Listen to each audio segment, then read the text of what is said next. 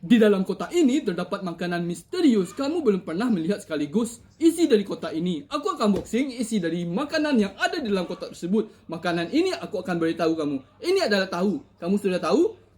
Kata pepatah, kalau memakan sesuatu itu jangan setengah-setengah. Jadi aku memutuskan memakan tahu ini seperempatnya saja.